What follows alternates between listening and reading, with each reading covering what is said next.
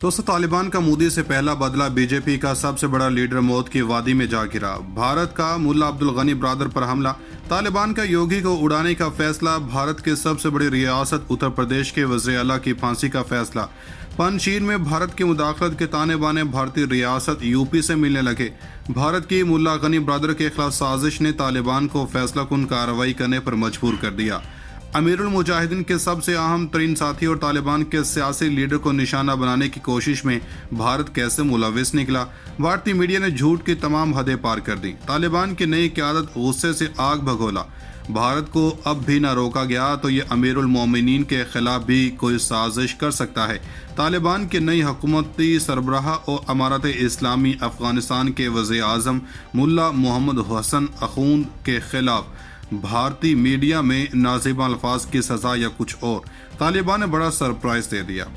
योगी से बाबरी मस्जिद और तालिबान की नई हुकूमत के खिलाफ साजिश की कीमत चुकानी पड़ गई। वीडियो के आखिर में बताएंगे कि नरेंद्र मोदी योगी की सज़ा का तयन हो चुका। भारत ने अपने पांव पर खुद कुल्हाड़ी मारी। मुल्ला ब्रादर के खिलाफ जाल बिछाने वालों का बचना इंतहाई मुश्किल हो गया। अब पंजशीर हो या कोई भी महाज, तालिबान का भारत से दो हाथ करने का फैसला। पहले अफगानिस्तान पर $3 अरब का एहसान, अलहदगी पसंद ग्रुपों की क़यादत और मदद, पाकिस्तान के अमन को सबोताज करना, तालिबान के खिलाफ पंजशीर में मुज़ाहमती ग्रुप की मदद करना और अब भारत का तालिबान क़यादत पर हमला किसी बड़ी साजिश से कम नहीं। भारत ने हमेशा पाकिस्तान के हमसाया मुल्क अफगानिस्तान में जंग मुसल्लत के रखी है और यहाँ पर ऐसे हथकंडे इस्तेमाल किए कि पाकिस्तान को इसका निशाना बनाकर लाखों लोगों की जिंदगियां कुर्बान करना पड़ गई हैं। फिर जैसे ही पाकिस्तान ने अफगानिस्तान में क़याम अमन के लिए कोशिशों को तेज़ किया तो भारत ने पाकिस्तान के साथ साथ तालिबान क़यादत और तमाम ममालिक को भी किसी न किसी तरह निशाना बनाने की कोशिश की, जो कि अफगानिस्तान में अमन का साथ दे रहे थे। भारत और इसके गोदी मीडिया को अब तक सबसे ज्यादा तकलीफ ही अफगानिस्तान में पुरअमन तरीके से होने वाले इंतकाल इक़्तिदार पर है। इसके साथ साथ भारतीय मीडिया की सबसे बड़ी बेचैनी पंजशीर में अहमद मसूद और अमरुल्लाह साले की शिकस्त है और इसके साथ अब तक ये बड़ी तकलीफ अफगानिस्तान में बनने वाली नई हुकूमत है। जिस दिन से मुल्ला अब्दुल गनी ब्रादर से सियासी सतह पर अफगानिस्तान में नई हुकूमत की कोशिशें शुरू की और सिफारती कामयाबियां समेटी तो भारतीय हुकूमत की नींदें हराम हो चुकी थीं, जिसका बदला लेने के लिए भारत ने एक ऐसा काम कर दिया जिसकी उम्मीद करना मुश्किल था लेकिन नामुमकिन नहीं।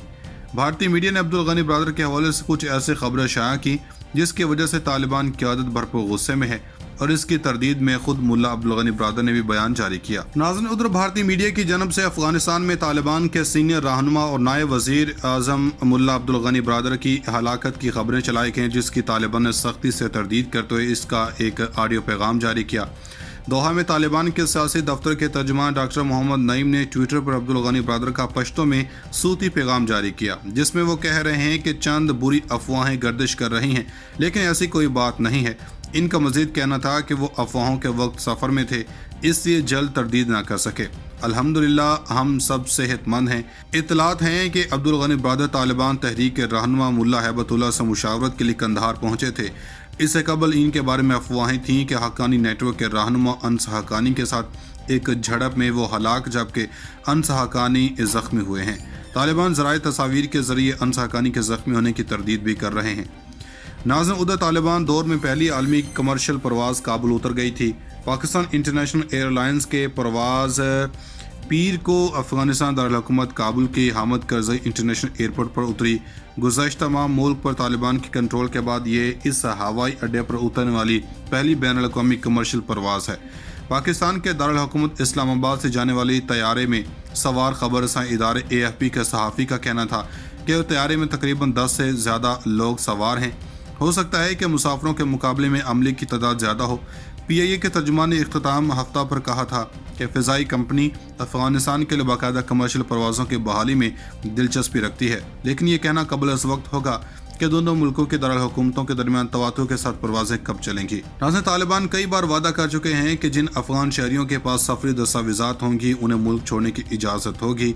दूसरी जानब नेटो ममालिक एतराफ़ कर चुके हैं कि इन्हें अमरीका और तालिबान के दरमियान तय की जाने वाली इनखला की मोहलत ख़त्म होने से पहले ख़तरे से दो चार हज़ारों अफ़गान शहरियों को मुल्क से निकालने के लिए वक्त नहीं मिला।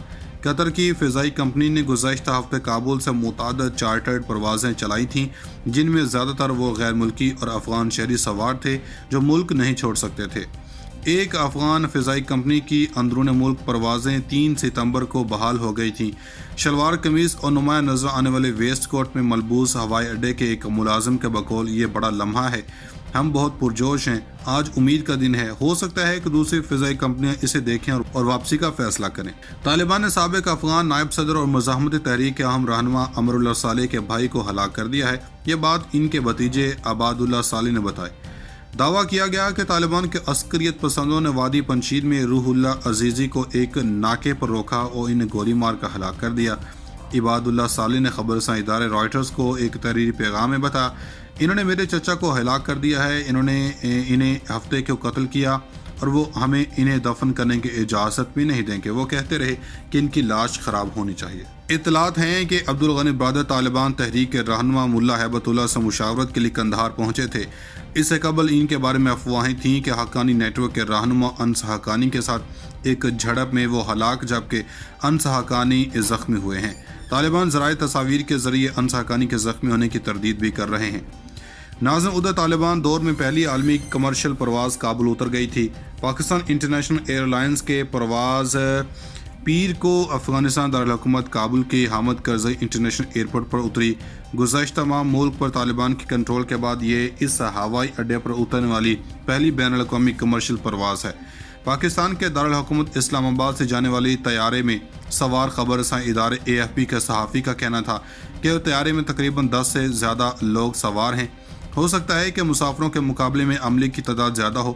PIA کے ترجمان نے اختتام ہفتہ پر کہا تھا کہ فضائی کمپنی افغانستان کے لیے باقاعدہ کمرشل پروازوں کی بحالی میں دلچسپی رکھتی ہے، لیکن یہ کہنا قبل از وقت ہوگا کہ دونوں ملکوں کے دارالحکومتوں کے درمیان تواتر کے ساتھ پروازیں کب چلیں گی۔ ناظرین، طالبان کئی بار وعدہ کر چکے ہیں کہ جن افغان شہریوں کے پاس سفری دستاویزات ہوں گی انہیں ملک چھوڑنے کی اجازت ہوگی۔ دوسری جانب نیٹو ممالک اعتراف کر چکے ہیں کہ انہیں امریکہ اور طالبان کے درمیان طے کی جانے والی انخلا کی مہلت ختم ہونے سے پہلے خطرے سے دوچار ہزاروں افغان شہریوں کو ملک سے نکالنے کے لیے وقت نہیں ملا۔ قطر کی فضائی کمپنی نے گزشتہ ہفتے کابل سے متعدد چارٹرڈ پروازیں چلائی تھیں، جن میں زیادہ تر وہ غیر ملکی اور افغان شہری سوار تھے جو ملک نہیں چھوڑ سکتے تھے۔ ایک افغان فضائی کمپنی کی اندرون ملک پروازیں 3 ستمبر کو بحال ہو گئی تھیں۔ شلوار قمیض اور نمایاں نظر آنے والے ویسٹ کوٹ میں ملبوس ہوائی اڈے کے ایک ملازم کے بقول یہ بڑا لمحہ ہے، ہم بہت پرجوش ہیں، آج امید کا دن ہے، ہو سکتا ہے کہ دوسری فضائی کمپنیاں اسے دیکھیں اور واپسی کا فیصلہ کریں۔ طالبان نے سابق افغان نائب صدر اور مزاحمتی تحریک کے اہم رہنما امر اللہ صالح کے بھائی کو ہلاک کر دیا ہے، یہ بات ان کے بھتیجے عباد اللہ صالح نے بتائی۔